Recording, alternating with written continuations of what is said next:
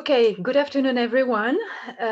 Welcome to this fourth InVivo Quest Tour 2020-2021.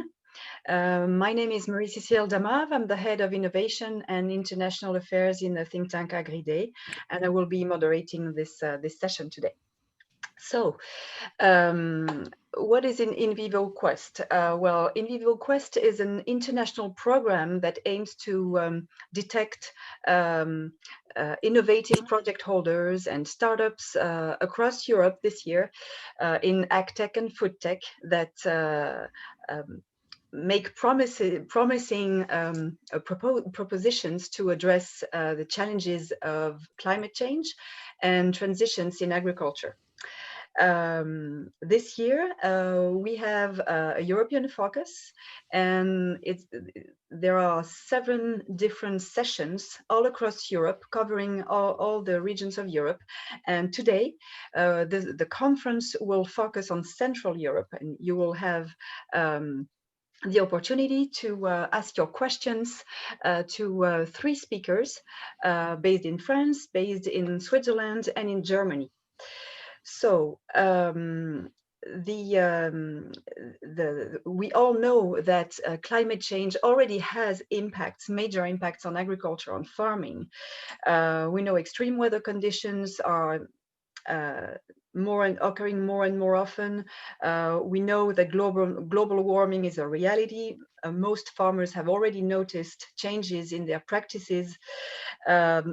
Plant and animal health are facing new threats. Production areas are changing. Biodiversity is affected. And of course, all across the globe, people are looking for new solutions, innovative solutions for addressing these challenges to get to a more climate smart agriculture and still being productive, but also addressing these challenges. So today, the title of our conference is Regenerative Agriculture as a Lever for a Better Soil, Climate, and Biodiversity. So the question is, what is regenerative agriculture and how can it address these 3 challenges? So to discuss this, we have 3 wonderful speakers. So we have Rachel Kolbe-Semhoun. Rachel, you are the Sustainability Director in InVivo. We have Daniel Bertschi. Daniel, you're a consultant for Baertschi&Kuhle, and you're the president of Agricultura Regeneration, if I pronounce it correctly. And Benedikt, Benedikt Bösel, you're the founder and CEO of Gut&Boesel, and I'm sure I don't pronounce this correctly. And you're a farmer, so you will have the farmers' words in this discussion. So please, could you please, each of you, introduce yourselves and your organization in a few words for a few minutes so that we all can identify you well. Rachel, ladies first. Thank you. So thank you so much, Marie-Cécile. I'm really happy to be here and talk about this subject, which is so important. And so just a few quick words about InVivo and who we are. We're actually a union of French agricultural cooperatives. There are about 200 cooperatives in our union. And that means that when we're working on solutions and tools in order to help move along in the transition toward more regenerative agriculture, we're going to be reaching out to about 300,000 farmers in France. Of course, InVivo is also present internationally, and we mainly work in 3 BUs, business units: agriculture, going from the soil to harvest; wine, which is the same, but then also moving forward into then viniculture and export of wines; and retail, where we're working on gardening type solutions, and also a local VAR supermarket. And just to complete my very brief introduction, it's to say that InVivo is really concentrating on how we can be sure that when we work on tools, they're going to be in a triple performance perspective, meaning that each time we have to find added value for the environment, for the farmers' pockets, and for society as a whole. Mm-hmm. Thank you. Benedikt, a few words about yourself. Sorry? A few words about yourself. Yes, my pleasure. Well, first of all, also thank you very much for the invitation. I think it's great to see a company or a cooperative like you picking up this topic, because I think, you know, agriculture really holds the potential to solve the big questions and the big problems that we are facing as a community. And for that, you know, we have to start talking about solutions, because we tend to focus on the negative, which is really a shame. So what do we do? I mean, we are a farm in our east of Berlin, and we are characterized by sandy soil and low precipitation. And this is really why we have started a journey on finding multifunctional regenerative land use models, because we need to focus on the soil and the soil quality and soil health, because I believe only a healthy ecosystem can withstand the uncertainties of changing climates, for example. And this is really how we started. We're today doing 2 different agroforestry systems. We work with cows in a classical holistic management system. We work with Ernst Götsch from Brazil in syntropic agriculture forest. We have guys that we lease land to that do market gardening. We do different composting methodologies. So we basically look for solutions and try to adapt them to our plans. Okay. Thank you, Benedikt. We'll go more in depth into these various examples that you have already cited. Thanks. Daniel. Yes, it's a pleasure to be here. Good afternoon. My name is Daniel Bertschi. I grew up in the Emmental region of Switzerland, and I grew up on one of the first organic farms that was transferred to organic in 1970. So it was the early days. I'm a trained farmer. Then I studied agronomy, and I worked, among others, in BioSwiss as a CEO. BioSwiss is the Organic Farmers Association of Switzerland. And then I started my own company as a consultant. So I'm consulting startups and businesses in strategy and leadership, especially in the agri-food area.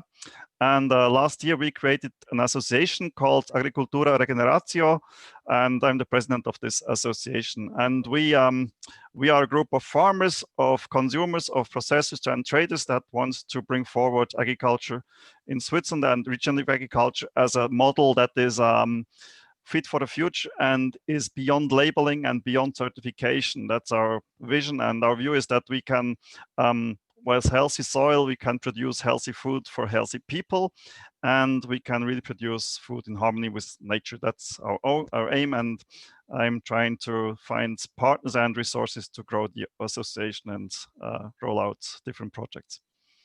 So healthy soils for healthy food for healthy people. That's the One Health concept. Very interesting. Thank you, Daniel. Please keep the floor, and I'm going to ask you first this first question. As an agronomist, you know, I was not trained with regenerative agriculture. So I think it's important that we clarify the definition of this concept, this system, before we start the discussion. So looking on the internet, I saw that according to the Soil Alliance, which is an association for regenerative agriculture, it describes practices in agriculture and pasture farming that are not only about producing high quality, nutrient-rich food, it's also about dynamics and holistic solutions that lead to efficient agricultural business, prospering communities, and vital economic areas. Well, this is very holistic, complex, and it sort of sets the scene. So in your opinion, what is regenerative agriculture? And I know you have a very nice presentation about the history, the concept, the definition, and especially, maybe more importantly, the objectives of regenerative agriculture. Yeah, so let's start with the presentation. And yeah, it's important to understand that we have to understand how nature functions. And regenerative agriculture is really about how we work with a living system, how we work with nature, and how we learn from nature, and how can we biomimic nature as much as possible in a farming and production system where we have always interventions that are against nature. I mean, you have to understand that agriculture, by its definition, is always intervening in nature, and it's never just protecting nature. So we make best use of soil, of land, of plants, of solar energy to produce healthy food. And finally, it's let's say it's more than sustainable, because sustainable, it just means we keep the balance and we don't use more than we basically get. And sustainable by definition came from the forestry sector, that you don't have to cut more trees than they are growing in the forest, and it's keep the balance. But we now see that we have to do better than before. We have to regenerate ecosystems, because we have a loss of biodiversity, we see climate change, we see loss of soil, erosion, and also farmers basically losing their source of income, which is of course also a social impact. And our aim is really to help farmers to restore ecosystems and to work with nature, at the same time increasing production without having to use chemical fertilizer, chemical products, or at best to reduce that to a maximum. So it's really the goal to balance that system. Yeah, I'm very sorry, Daniel, to interrupt you right now. I haven't said something very important in my introduction. It's that people online are welcome to ask their questions using the Q&As button in the bottom of the screen here. So please, this is supposed to be an interactive session. So every time you have some questions or remarks in your mind, please put it in writing using the Q&A button. Sorry, Daniel. Thank you, Marie-Cécile. Maybe we can go to the next slide. Well, I took that definition that was developed by a national group of people, and to be honest, I don't like to have a too narrow definition, because I think it's more about the learning and growing system. Our approach is not to have a fixed standardized system which is defined by certified standards, but it's finally it's about mindset. It's about how do we deal with our nature, and how can we make better use of resources and help nature to thrive. And this definition was developed by Terra Genesis International, and it's farming and grazing practice that reverse climate change by rebuilding soil organic matter and restore the great soil biodiversity. And of course, it's not only about carbon drawdown and biodiversity, it's also about the water cycle. I think not to forget, I mean, Benedikt can talk more about that, about droughts in Germany. We have to find ways how we can improve soil so to somehow overcome better these drought periods in which are increasing because of climate change. And it's important to focus on soil. I think we lost focus on soil, even in the organic sector where I was working for a couple of years. I realized that, well, but there was a lot of discussion about standards in production, but how do we deal with soil? How we can improve soil organic matter? There is not enough focus. And our goal, and I think also the goal of Soil Alliance and Benedikt in Germany, is really to refocus on the importance of soil as a foundation for nature. And to be honest, that's nothing new. I mean, we have the organic movement back in 1947. Albert Howard has written a book which was very helpful for farmers to understand, well, how we can improve soil and what it means to do composting, what's the benefit of composting and things like that. So it's not about doing something completely new. It's more about rediscovering what helped us to feed the world before we had the chemical industry helping us with a lot of products that were easing the burden of farmers, reducing risk, but at the other hand, at the other side, also not really improving our natural ecosystems. And this is not about a revolution, it's about evolution. It's about a transition to a new system. And it's really taking the farms on a journey and also taking consumers on a journey, because it is important that we work together as farmers, as organizations and consumers, and also the industry and the companies to have a common view and common understanding and see how we can benefit from each other and how we can add value to each other to achieve that goal. And I think today we have a momentum to use, because even big corporations like Nestlé and Syngenta are interested in regenerative agriculture because they see the benefit of that, and they see the value that we have. We can improve not only ecosystem, but also farm economic stability and resilience. And that's a nice thing. It's not only about climate, it's not only about biodiversity, it's a combined approach. Mm-hmm. I can go to the next slide. Well, the term was invented somehow by Robert Rodale. That's a US pioneer in organic farming. He was building a research institute, the Rodale Institute, and he concluded that we not only have to do organic farming or organic agriculture, but we have to regenerate. And then he has written this document about 7 tendencies towards regeneration. And that was back in the 80s, and somehow that was lost. And then the industry found that organic is easier to sell, easier to market. And then was this push for organic agriculture, which was also because there was an organized global structure, IFOAM, the global umbrella organization. And somehow regenerative agriculture was a little bit lost as a term, not as a system or as an idea, but it was somehow rediscovered in the 2010 by some US, Australian, and other farmers that somehow defines again this term. And there were 2 books really helping us to understand. The first is, I'm not sure if you see it. No. It's a Call of the Reed Warbler. I will put it in the chat, and Growing a Revolution. So there are 2 books. They somehow defined a new kind of agriculture based on principles of nature and rediscovering, let's say, the value of healthy soil.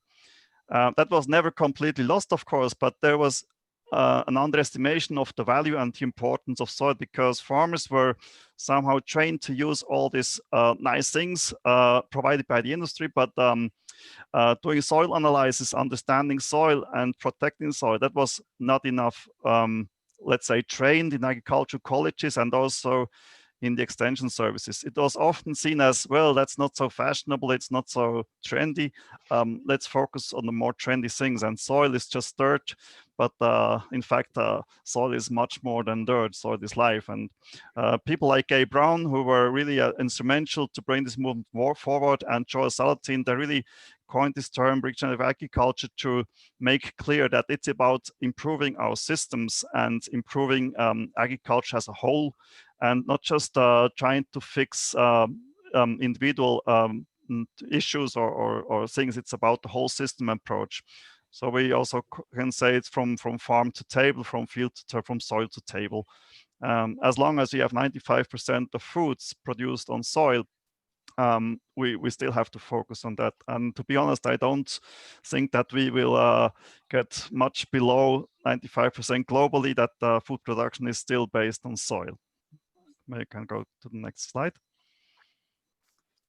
So if we talk about principles, I mean, a definition includes the Latin word finis, which means final. So I think a definition is the wrong word for regenerative agriculture. I call it principles we have to follow. And Gabe Brown, who has written the book From Dirt to Soil, he defined 5 principles, which are now widely used in most discussions. And it's about minimizing soil disturbance. That includes tillage, chemical inputs, etc. So it means minimizing, not eliminating. It's about minimizing, and that depends on the context you are. I mean, in some contexts, you still need to till soil, to plow soil, even in some contexts. It's not to get rid of that, but it's to minimize any disturbance, to protect soil life. And then protecting soil surface by living plants or mulch, that's key. To keep water in the soil, humidity in the soil, and to reduce erosion, of course. High biodiversity and high diversity in general is a very important natural principle, and we try to follow that as much as possible in our agriculture production system. So it also includes mixed cropping systems, so that you have cereals and other crops growing together, and then of course the problem is how can you harvest, but that's more about using the right technology to harvest.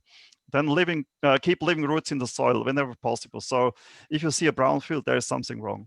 There should be always something growing on the field. Is it the main crop, cover crop, intercropping, things like that? So if you have something that is brown, that's not life. So that's the reason we want to have roots as much as possible in the soil. And even, plants, they grow as long as there is sunshine, even if it's very cold.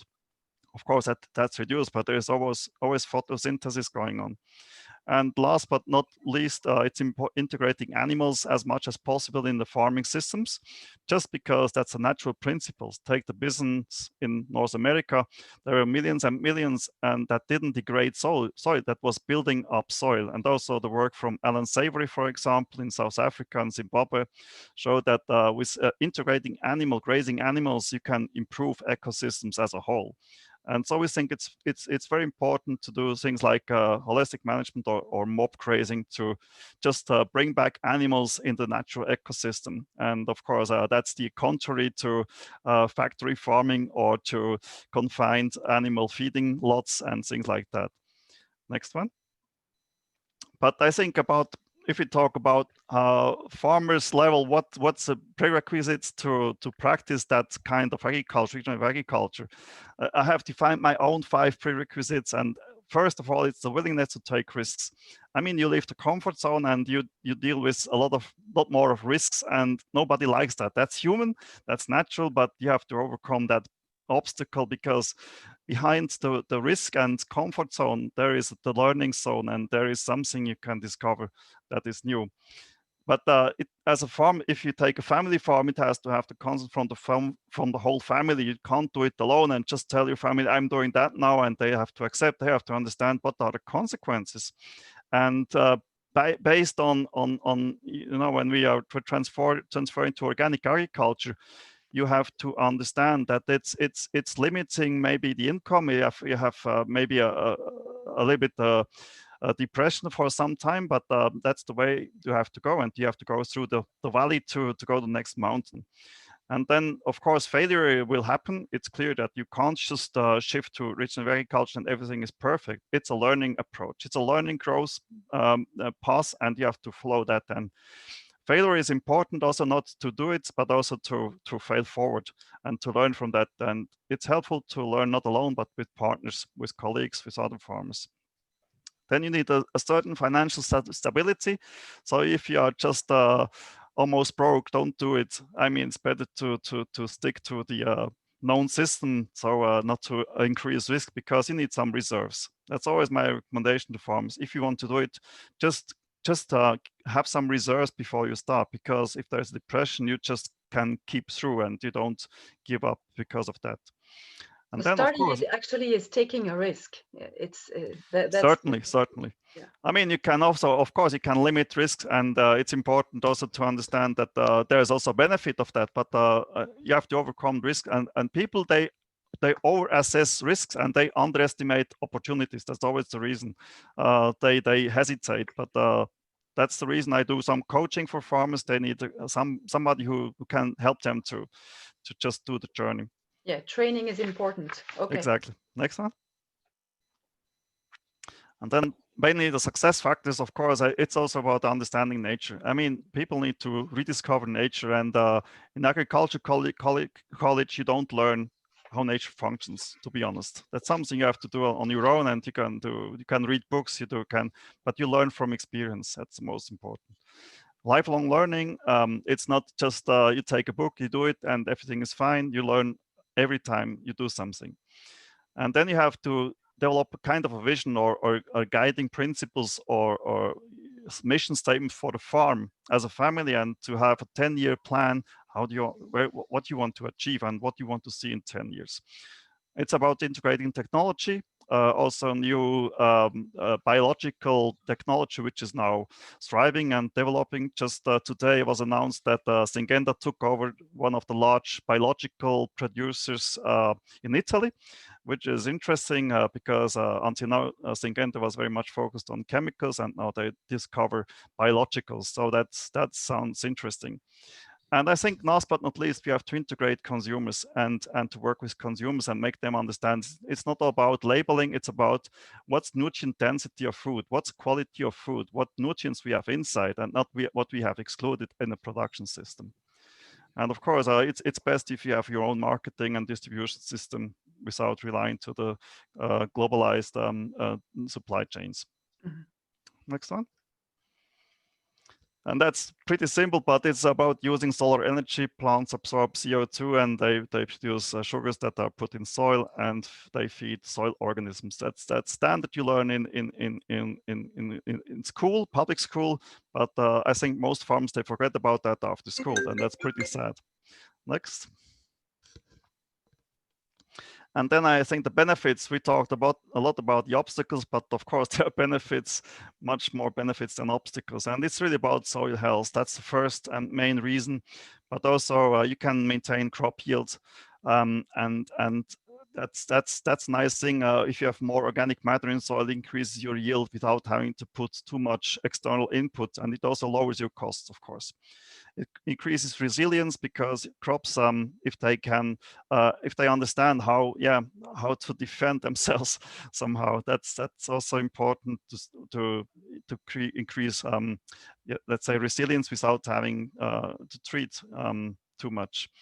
Last but not least, profitability. But to be honest, it takes a couple of years. It takes 5 to 8 years until you see really an average real improvement of profitability. But it's worth to do it because the long-term impact is, of course, very positive. And last but not least, climate change. We can sequester carbon in soil. And if we can pay farmers to do that, that's even more attractive for farmers to do it. And that's the goal, also, to pay farmers not only for food production, but for ecosystem services. And I would say that's a win-win approach for not only for farmers, but also for society, to have a better future for our children and grandchildren. So our aim as an organization is really to help farmers to do it. We do coaching, training, webinars, and counseling, and we also think that consumers should play a major role in that. And one of our aims is really to help consumers to better understand how they can assess the quality of food, how they can understand where it is grown. And finally, it's about transparency. We think about blockchain-based information, which is then shared. We'll get to that later. Supply chain. Thank you, Daniel. Thank you. Thank you very much. That was that really defines regenerative agriculture. So if I understand well, it's really about healthy soils. It's a combined approach. It's a complex approach. There's a momentum right now. It's something could change right now because people realize these things. They realize that these methods can be efficient. It's about improving natural systems, ecosystems, and in the end, it's really a pragmatic approach that can lead to more carbon sequestration. Benedikt, what about your own definition and your own practices of regenerative agriculture on your farm? Yeah, well, to be honest with you, I'm not so keen on the whole definitions of things. Mm-hmm. A couple of reasons. One is, when we talk about agriculture or land use, I prefer to call it land use because we have to include the whole forest discussion just as much. The contexts are just so fundamentally different that one thing that we define in some certain way is never applicable to anyone else. So I think we really have to, not get involved into too strong definition. Is it called restorative? Is it called conservational? Is it called regenerative? It doesn't really matter. The matter is, the world is changing fundamentally fast. We have incredible problems facing, and we need to find solutions, and we have, to use those solutions to show what is possible and how we can use land use in order to solve some of those huge problems. And how you call it doesn't really matter. I mean, I don't care, but the thing is, as Daniel described pretty detailed, we really have to rethink the complexity of ecosystems, and we really have to rethink our systematic approach to using and working the land. So basically, I don't think that, using or working with land and producing food for humans and animals, or producing fiber in that sense, is contradictory to looking after the nature and the countryside itself. So I think we can develop multifunctional land use models that actually are able to increase the soil, increase biodiversity, close nutrient cycles while using it, right? So our approach to wanting to become more sustainable, I think, is the wrong approach. The aim has to be, if you ask me, we want to make it better. I mean, tell me an industry where our approach is to be just as good, that can't be enough. And I think we know how it's done. We just have to apply it on a big scale. What we do is basically born out of that limitation of having sandy soil and low precipitation. And we said, in the beginning, because I came out of the tech industry also, and I thought, digitalization, technology, they're going to solve all the problems, but they're not. You know, we need to look at the root causes of our problems, and then see how do we have to change our systems in order to change the root causes, and then not be faced with the negative outcomes in the first place. And technology today, in many cases, is being developed out of an exploitative understanding of complex ecosystems. Mm-hmm. So if my understanding of agriculture is horizontal, monoculture, one harvest per year, you know, you're not going to come up with that much innovation that suddenly this change into a sort of a holistic process where you give back to nature and increase soil health. So yeah, to get back to the first question that was raised by the audience, it's really about methods, practices, and about technology. It's a combination of both, right? I mean, yes, technology, of course, is an incredible instrument, but it will only be an instrument when it helps us to see and understand nature better. You know, if it is being thought of something that helps us control nature, as we tend to do in current systems, then it won't help. Quite the opposite. It will make it more complex for farmers to adapt it. It will drive farmers into more and more debt, so they will become less and less flexible with regards to changing their system. They will become locked in the system. This is how we will lose this race. We have to bring solutions to farmers that make them free, that make them independent, that make them able to have a holistic, healthy ecosystem, right? And technology will only be the solution if it is not developed out of a profit maximization, you know, let's say, aim from a single company, but it is being developed for the farmer. Okay. Right? Thank you very much, Benedikt. Rachel, what about InVivo's approach to regenerative agriculture?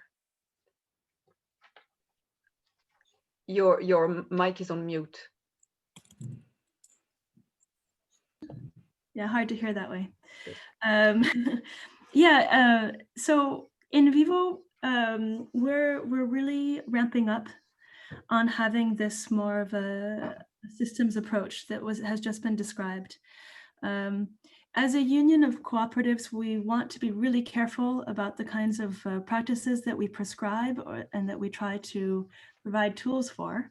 And so I think that really rejoins Benedikt's point, is that we need to be sure that we're going to be allowing each farmer actually the margin of maneuver that he or she needs in order to actually build up to the right results. And so at InVivo, we've been working with a lot of farmers who have been testing these kinds of things for a long time. There on the screen, you can see Point Agriculture du Vivant, which is an association that we've been working on, where much of it has been experience-led, to have a sense of which crops work best with which, and which kinds of practices actually amount to being able to have a soil with greater biodiversity that then can, of course, capture more carbon, filter water, all of the different benefits that have already been mentioned.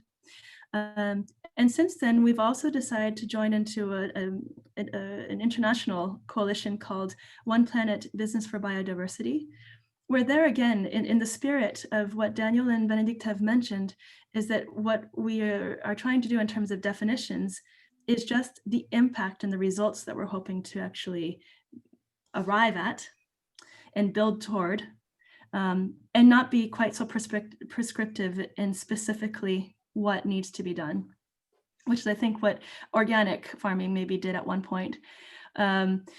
So that's how we're seeing it, and we're doing it with that, plus then this fifth element, of course, of making sure that farmers actually are able to see their livelihoods improved, and probably also an aspect, as was mentioned, that's seeking to improve human nutrition, because as you can see in the second sort of column, these are things from the OP2B website.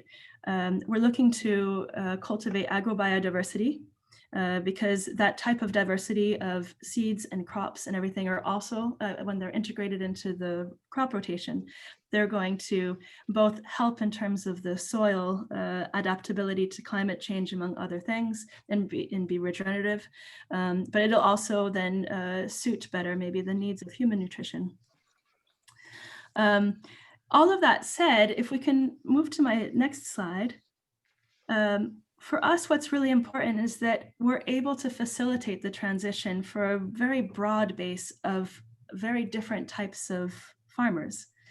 And so we really want to be building new tools that are going to help gain this resilience that Daniel talked about, this regenerative approach that Benedikt described.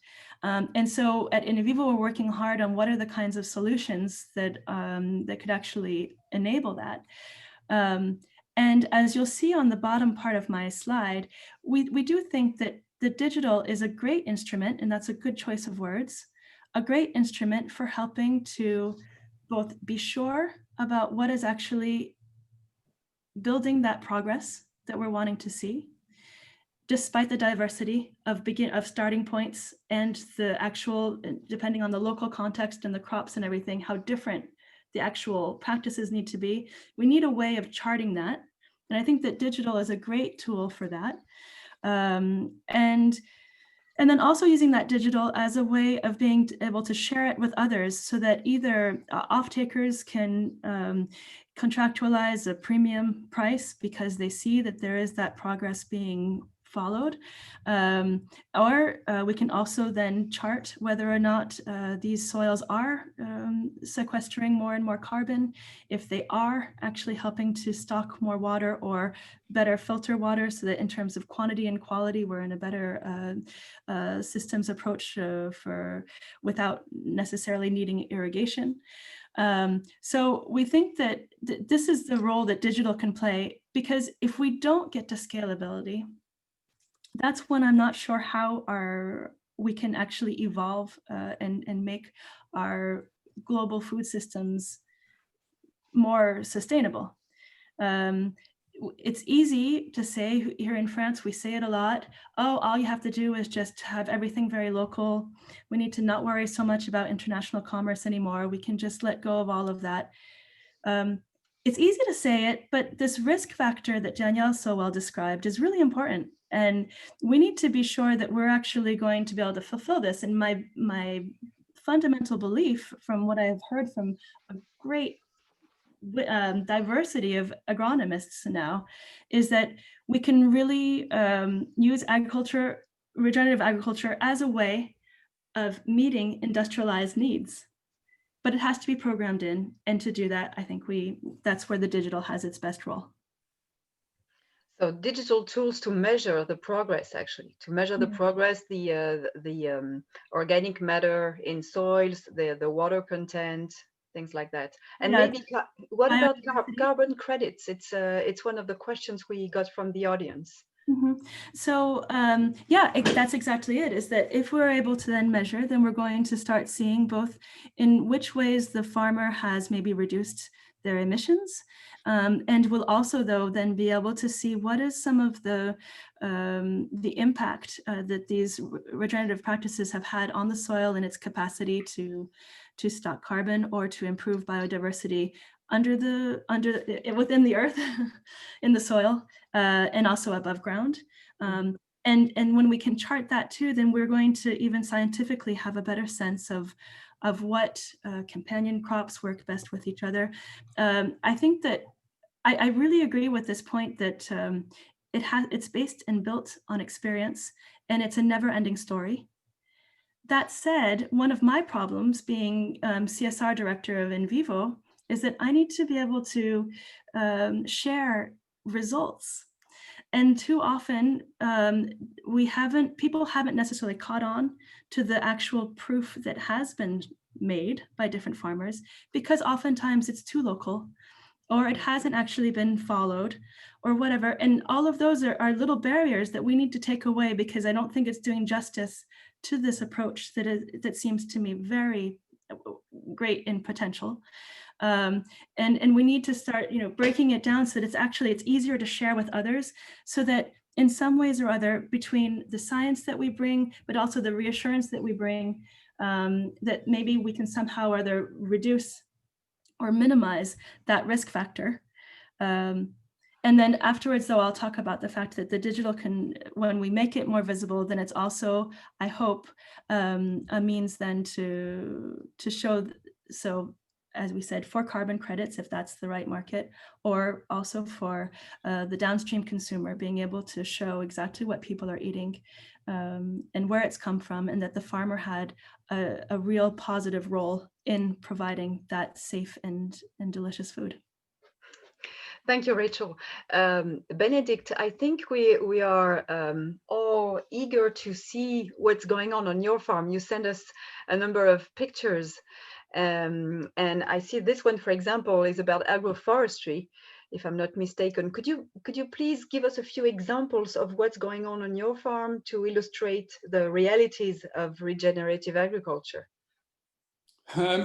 Sure. I mean, we are 1,000 hectare grain dominated ecological farm, and what we did once we realized it's not going to be the technology on its own, we looked in the whole world basically and searched for alternative land use models. And basically it started from Elaine Ingham in Australia to Ernst Götsch in Brazil to Alan Savory, Gabe Brown, all these people that Daniel mentioned, and then we basically said, well, why don't we take this estate as a location where we can actually implement all of them and try to test them and see how they can cope, because our growing conditions here are so incredibly tough, the combination of drought with sandy soil, that if we prove such a system can be economically, ecologically, and socially beneficial, then there is not many arguments you bring forward to say, well, it will work there, but not at my place. And Rachel, as you said rightly, we need the scientific monitoring and the whole, basically the process and collecting data and gathering data. And I mean, we work together with a lot of technology startups, and we get the data and stuff. So that's really important. But so we basically started with the different projects, and here actually we are looking at one of our test fields that we have developed together with Ernst Götsch. This is the syntropic agroforestry, which is really agroforestry. Yeah, I need a definition here. Syntropic agroforestry. What is it? Marie-Cécile, you're all about the definitions, right? Well, in syntropic agriculture, what we try to do is bring together groups of plants and trees and shrubs. So it's a community of plants and trees and shrubs that are in itself an ecosystem that basically can live without external inputs. Mm-hmm. So half of the system is designed for the system itself through mycorrhiza, through roots, shade, hormones, whatever it is. And the other half is actually for the production of food. And where we're standing there, this is our plum row, our plum and pear row. We have 17 different plum varieties and 4 different pear varieties. And what you cannot really see is all the different pioneering, fast-growing trees that are like in between, that have the task to grow above on an area about 4 or 5 meters. Then they will be cut every year again, and the biomass will be brought back into the system. What you can start seeing underneath is the potatoes coming up. Exactly, thank you so much. That again, through the mycorrhiza, give back to the soil, build the soil microbiology. Those mulch hills, whatever you call them, they are basically our drought resistance, if you want, because obviously the microbiology within that is going through the roof. In the middle, you can slightly see a lot of tree seeds that we actually brought out there. So we have a system that is on 4 layers, because it's all about using photosynthesis as best as we can, because of course photosynthesis is the greatest thing that we have. And this is a triplot where we have planted 1,900 different fruit bushes, fruit trees, any kind of fruits that you can think of. And whenever we do that, we go into the highest variety possible, because we need to find those species and also those kind of combinations that can actually thrive in our environment. And once we have that, this is the only time where we can say, look, if we want to now scale this 20 hectares, 40 hectares, or even larger, this is the kind of thing that we would do.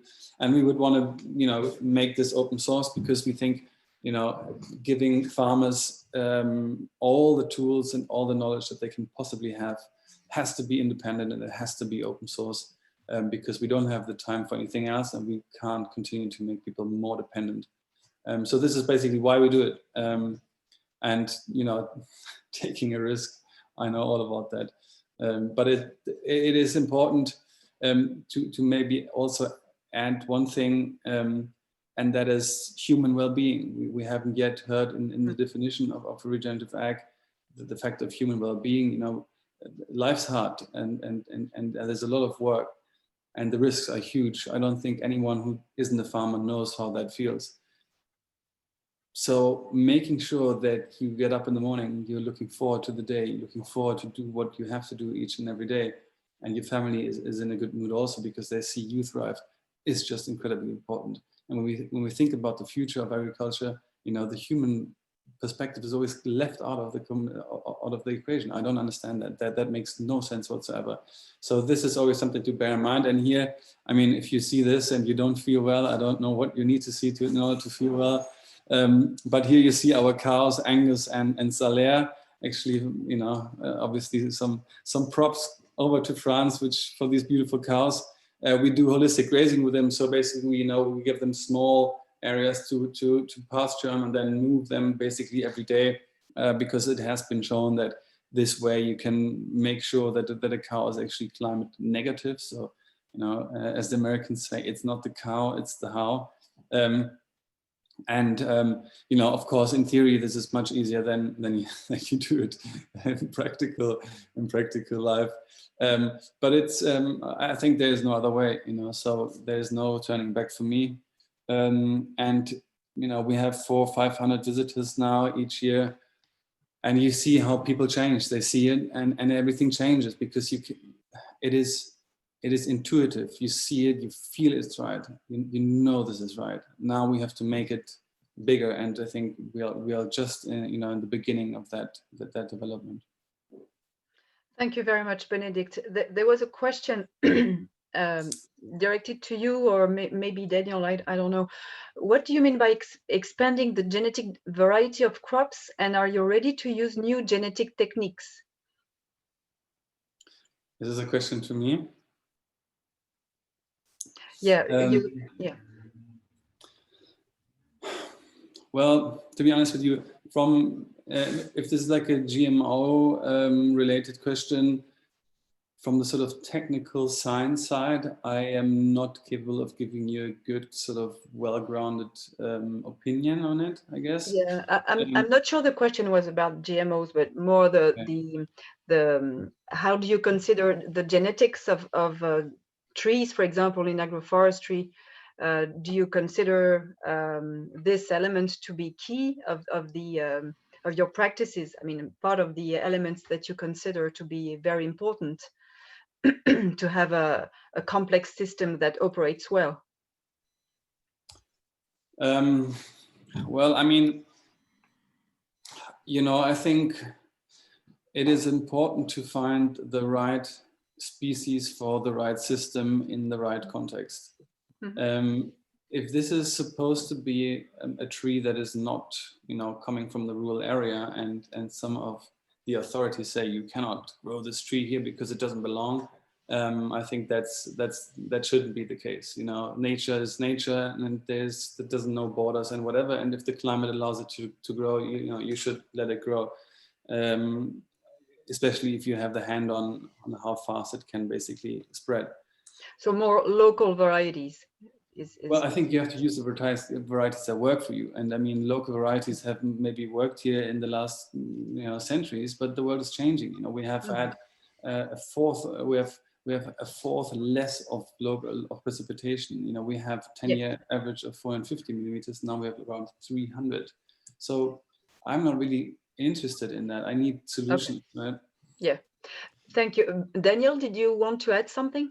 Yeah, I think it's really the principle of diversity, so that if you grow apples, you don't just grow apples gala, but you have 20 different varieties just to limit risk and also to limit the risk of disease. Because you see, if you have a monocrop systems in large scale, of course, there's a bigger risk, and with diversity, you can increase risk. And I think genetic modification, GMOs, that's not a solution. It's just one technology which can be used, but it's never a final solution. It's just an add-on. And to be honest, it's not the most effective one. I think it's much more about management and the systems than technology. And I think farmers have to just have better access to these sources of seeds and not just, let's say, to plant one variety of winter wheat, but to mix several varieties and then to see, of course, then the market that is not a question, but to limit risks and limit or increase diversity, that's the main principle. Okay, thank you. Rachel, what about some concrete examples of InVivo's actions to move forward to a more regenerative agriculture?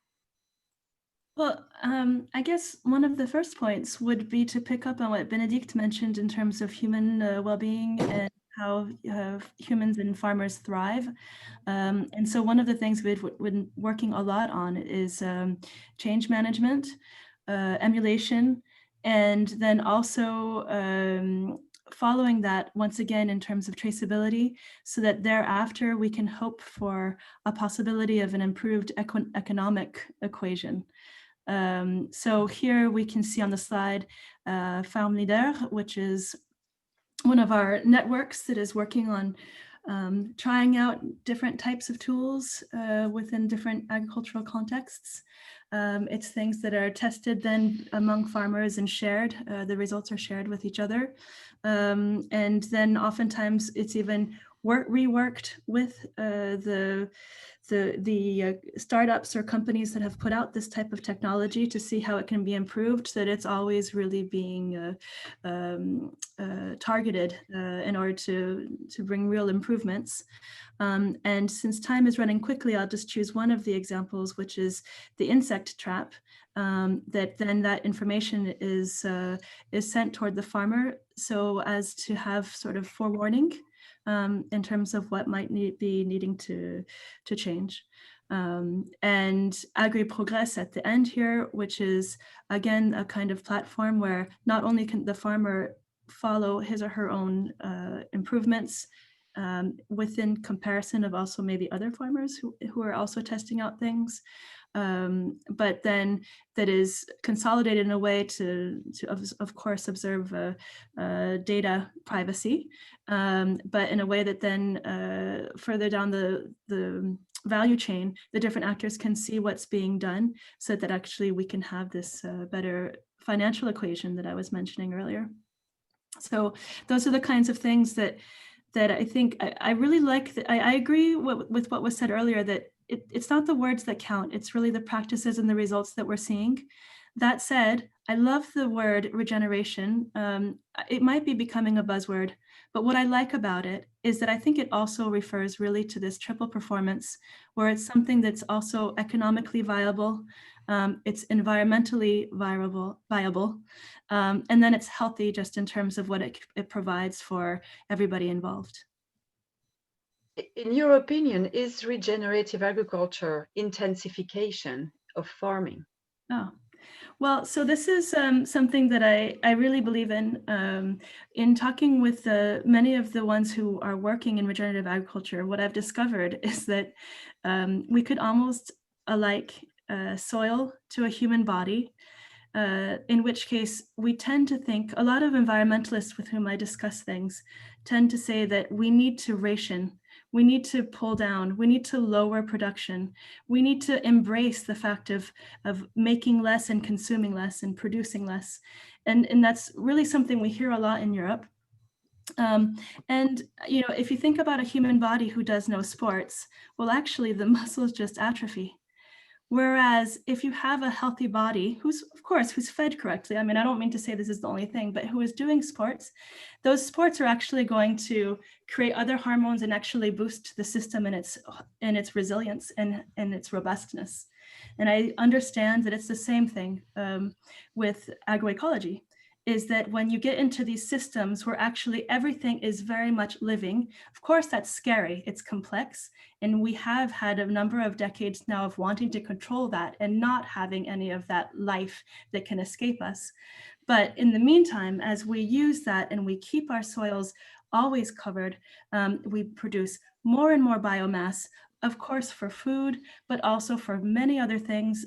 I saw there was a question about flax or hemp, etc. Those are great plants that can actually provide so much in terms of reducing the needs of chemicals, that can actually really help in the overall regeneration of soils. And then it becomes an alternative for some of our fossil fuel-based markets. And so we have this at once agronomical, ecological regeneration within a system that works itself out and thrives. I like the word thrive. But then economically, actually, it all becomes feasible as well, because as we lower the needs of inputs, we make nature, we have nature help us in terms of all of the different types of biomass that we can produce to actually then provide for an even broader and more diverse sectors and value chains. And all of that seems to me going in the right direction. Thank you, Rachel. We're running out of time. I think we have 4 more minutes. Maybe one word to each of you about and we have already explored this, the compatibility between regenerative agriculture and technological innovations. Daniel. I think that's the difference to the organic movement in the late last century, that we now have technology on our hands that is usable and that is applicable and that can help us to make better decisions. I think last year I was testing soil sensors, quite simple soil sensors, costs of 80 euro per sensor. And that really helps to manage irrigation much better. And I think what is also important is not to focus on technology, but to focus on the solution and focus on practicability and the end consumer or end client of this product, because now there's a lot of technology-driven solutions which are not really focused on what is the farmer's most important need, what's the pain point the farmer has. And the farmer needs to make better use of all different technology to make better decisions at the end, and to also to ease the workload. That's the most important thing, I think. Yeah, it's not only about animal welfare, it's also about human beings' welfare. Right? Exactly. We said that already. Benedikt, one word about this technology and regen agriculture. We've covered a lot of things now, so I'll saddle the horse from the other side, and I'll use technology as a shout out to people to use the internet, to people who use the internet to inform themselves. If they have an opinion, if they want farmers to do this, to do that, and we want sustainability, well then go and read something about it, go and get educated, and then go and buy the right food. This is what I would say. Yeah, and it's all about the demonstration that you do on your own farm as well. You told me you had many visitors every year, and you show them what's going on your farm. So it's about education also, and see what's the realities of farming. Sure, but I mean, our biggest impact is really through us buying in a certain way, and I think this is where the change has to come from. It has to be bottom up. It's not going to come from politics. It's not going to come from the grand industry in a sense. It has to come from us. It has to come from the consumers, and it has to come from the farmers. But that being said, we cannot, like, if we think, oh, now we find this amazing term called regenerative farming, and that's going to solve all the problems. That's not the case. We will need 10, 15, 20 years to come out of this dilemma. So putting too much pressure on it, taking 2 steps instead of having done, the first one properly, is dangerous. So it's not going to be that fast, but our purchasing decision can change today. And I think that's happening. And this is what gives me so much hope to see the young kids, the young people coming up, Fridays for Futures, etc. They are just so much more far in thinking and wise than I certainly was. And I think they are going to change everything, but we have to show them that there are the solutions that are applicable. Thank you.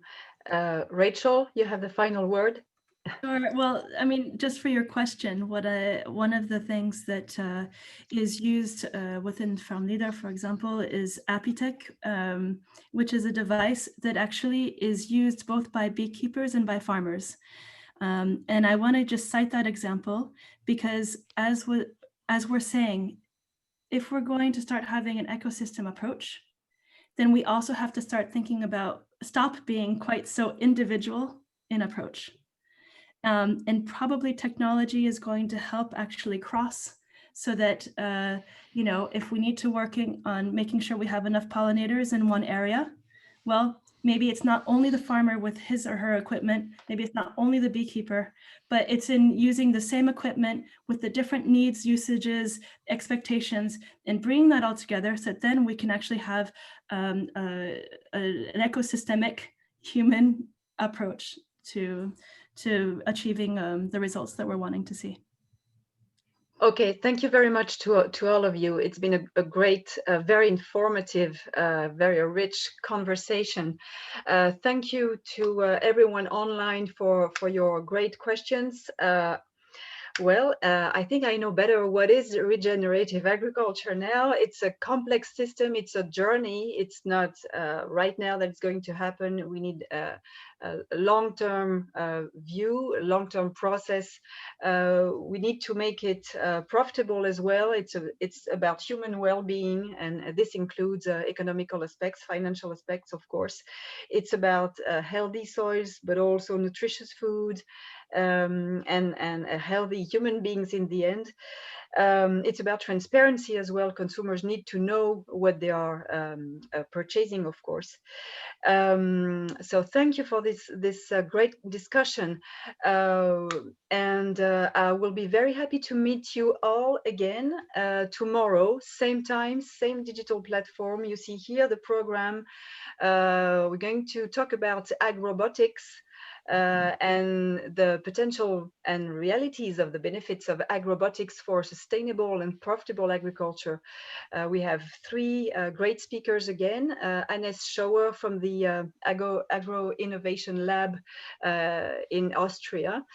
We have Arnaud de la Fouchardière, he's the CEO of Vitirover, an agrobotic young company. And we have Martin Lukart, he's the CEO of Oddbot. It's a startup in agrobotics based in the Netherlands. So thank you very much, and see you tomorrow. Bye. Thank you. Bye. Bye. Thank you It was so a much pleasure. for that.